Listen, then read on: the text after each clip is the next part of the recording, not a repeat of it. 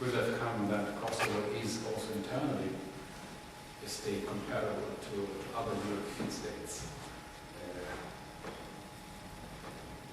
I think I made it quite clear that from the German point of view, first of all, the multi-ethnic structure of Kosovo has to be maintained. And this is something which is difficult to understand in some quarters of the I would guess, some quarters of the Kosovar majority who think of the Kosovo as the Albanian state, successor state in Yugoslavia. We believe that the 10% of the population of Serb descent should stay where they are, should enjoy the same rights and obligations, obviously, but rights in particular, as the majority. So that's one thing. The second is obviously it is not unknown that, for example, the new President Taci was the leader of the KLA, which was regarded as, by many in the West, I think officially as a terrorist organization. So we know our friends. We know our friends. And the first thing KFOR did, the NATO-led KFOR did, was to disarm this terrorist group. And another thing, which also I think was pressed for by KFOR, was that the former Prime Minister, or was it even President of Kosovo, found himself in a war criminal process proceedings again. I think he went more or less voluntarily. I don't know how voluntarily he did, but certainly they had to find a new one. So I think all these questions are the Western force, the NATO-led force, the European supporters, and also the OECD observers who are also there in Kosovo in rather big numbers, know the problems and try to keep the minimum minimum standards in all these areas. And I mean, why would the European Union send, for example, experts in taxation, in criminal proceedings and all that? Why would they do so? Because they know their deficits. Kosovo by itself, the Kosovo structures as they stand will not deliver these services. So it has, the initial drive has to come from outside. And my understanding is, my hope is that the European Union will invest money and personnel and assistance to create, to make sure that these minimum standards are met. How long it will take, I don't know.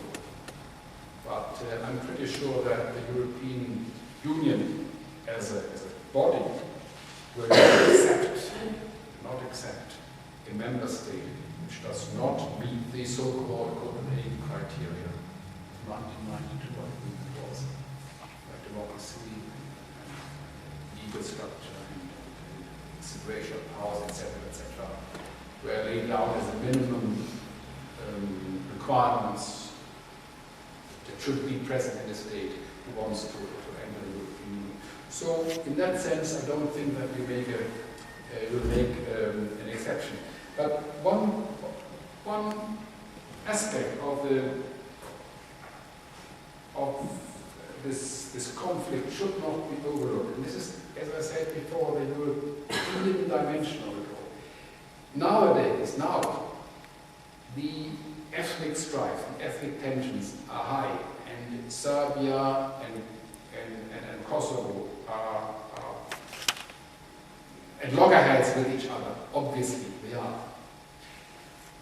The idea of offering this European perspective to the whole of the southwestern Balkans is that questions of minorities, questions of borderlines, lose their importance.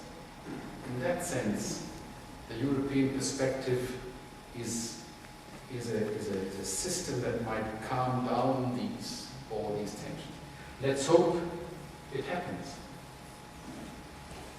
Let's hope that will happen. Please. I was just wondering if the European response perhaps of recognising Kosovo as a country in its own right, where it's not economically ready or perhaps socially ready for independence, sends a message out that independence is a viable option to regional conflicts. And it's almost an escape route from actually negotiating some kind of environment that you can live together and keep the country together.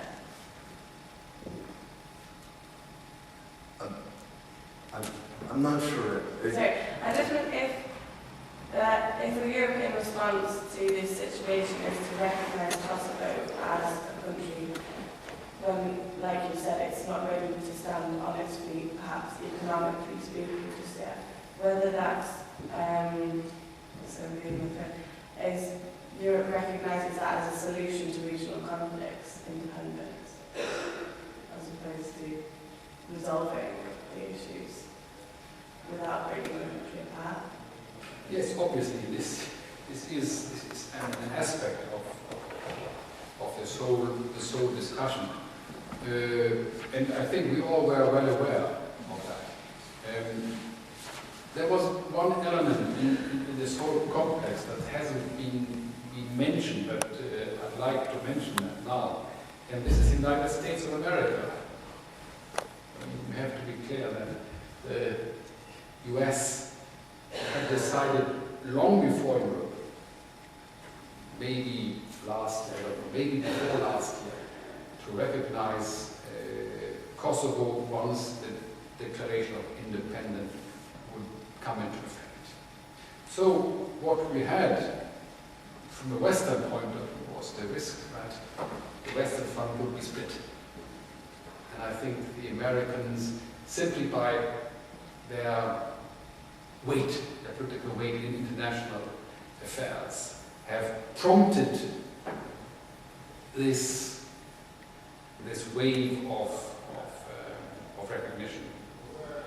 So again, as I said before, sometimes facts, events play an important part in international affairs.